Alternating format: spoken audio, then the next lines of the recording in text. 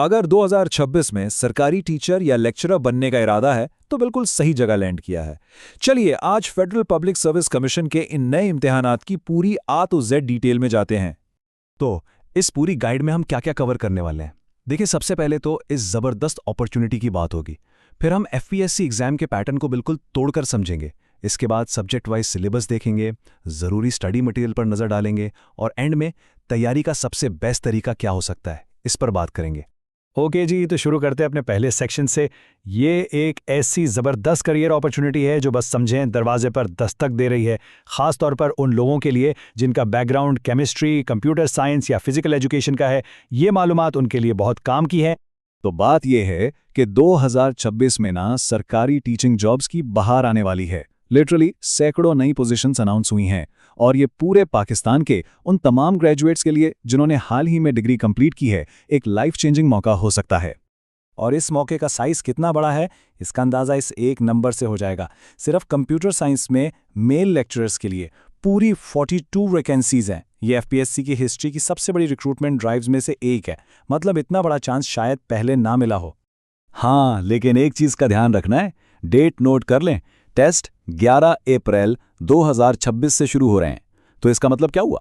मतलब ये कि टाइम कम है, मुकाबला सख्त होगा और अभी से एक सॉलिड प्लान बनाकर उस पर काम शुरू करना पड़ेगा। चलें, अब आते हैं सेक्शन नंबर 2 पर। यहाँ हमारा मिशन है एफपीएससी के एग्जाम को डीकंस्ट्रक्ट करना। इसके टेस्ट पैटर्न को ऐसी तरह समझना है कि कोई कंफ्यूजन बाकी न रहे। आखिर कामयाबी के लिए यही तो पहली सीढ़ी है। तो पूरा टेस्ट पेपर मोटा मोटा 3 हिस्सों में बटा हुआ है। सबसे बड़ा चंक यानी आधा पेपर 50%, वो तो सब्जेक्ट स्पेसिफिक है। फिर आता है 30% का प्रोफेशनल टेस्ट, जिसे पेडागोजी भी कहते हैं। और आखिर में बचा 20% इंग्लिश का हिस्सा। चलें अब एक एक करके इन हिस्सों को देखते हैं। पहला हिस्सा जो 50% का है वो है सब्जेक्ट स्पेशलाइजेशन। इसमें कैंडिडेट की अपनी डिग्री के कोर सब्जेक्ट्स यानी बुनियादी और एडवांस्ड दोनों टॉपिक्स पूछे जाते हैं। और याद रखें, यही वो हिस्सा है जो गेम चेंजर है। यहाँ की परफॉर्मेंस ही असल में रैंक का फैसला करती है। ओके, दूसरा हिस्सा है प्रोफेशनल टेस्ट यानी पेडागोजी, जो कि 30% का है। अब ये क्या चीज़ है? आसान लफ्ज़ों में ये पढ़ाने का फ़न है। इसमें देखा जाता है कि एक टीचर को टीचिंग टेक्निक्स, क्लासरूम को मैनेज करना और स्टूडेंट्स को टेस्ट और इवैल्यूएट करना कितना अच्छा आता है। ब्लूम्स टैक्सोनॉमी जैसी चीज़ें भी इसी में आती हैं। और फिर आता है 20% वाला इंग्लिश का सेक्शन। इसमें आम इंग्लिश स्किल्स चेक होती हैं, जैसे वोकैबुलरी कितनी है, सिनोनिम्स, एंटोनिम्स आते हैं या नहीं, ग्रामर कितनी आती है, खास करके प्रेपोजिशंस का यूज़, फिर सेंटेंस स्ट्रक्चर, क्लॉजेस और हाँ, डायरेक्ट इनडायरेक्ट स्पीच और एक्टिव पैसिव वॉइस, ये सब तैयार करना होगा। ओके, टेस्ट का स्ट्रक्चर तो समझ लिया। अब आते हैं तीसरे और बहुत इंपॉर्टेंट सेक्शन पर, सब्जेक्ट स्पेसिफिक सिलेबस। हम यहाँ मिसाल के तौर पर केमिस्ट्री का सिलेबस डिटेल में देखेंगे, लेकिन हाँ, कंप्यूटर साइंस और फिजिकल एजुकेशन वाले कैंडिडेट्स भी बिल्कुल इसी पैटर्न पर अपने सिलेबस को ब्रेक डाउन कर सकते हैं। तो केमिस्ट्री के सिलेबस पर एक नज़र डालें तो पता चलता है कि ये काफ़ी कॉम्प्रिहेंसिव है। इसमें बिल्कुल बेसिक्स जैसे स्टेट्स ऑफ मैटर और एटॉमिक स्ट्रक्चर से लेकर हैवी ड्यूटी एडवांस टॉपिक्स जैसे chemical bonding, synthetic polymers, thermodynamics और इलेक्ट्रोकेमिस्ट्री सब कुछ कवर करना है। और यहाँ एक अहम बात जो सीधी सोर्स से मिल रही है वो ये है कि केमिकल बॉन्डिंग को तो बिल्कुल नहीं छोड़ना। कोर्ट के मुताबिक ये सबसे इंपॉर्टेंट चैप्टर है और इससे 4 से 5 सवाल सीधे सीधे आते हैं।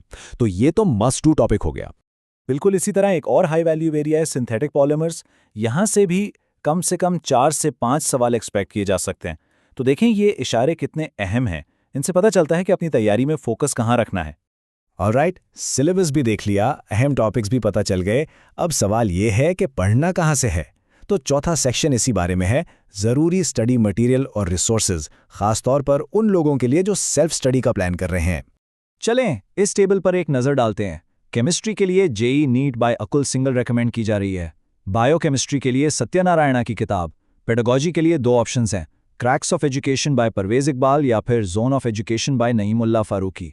और इंग्लिश और दूसरे एमसीक्यूज की प्रैक्टिस के लिए टेस्ट पॉइंट पीके या पाक एमसीक्यूज जैसी वेबसाइट्स बेस्ट हैं। चलें जी, अब आते हैं अपने आखिरी सेक्शन पर। सब कुछ तो पता चल गया, लेकिन अब तैयारी करनी कैसे है?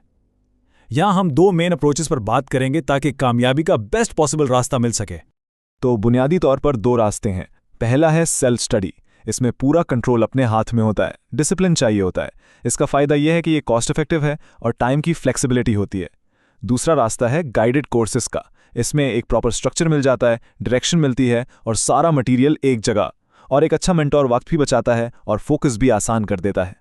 तो अब एंड में सबसे बड़ा सवाल यही है कि कौन सा रास्ता बेहतर है, सेल्फ स्टडी या गाइडेड कोर्स?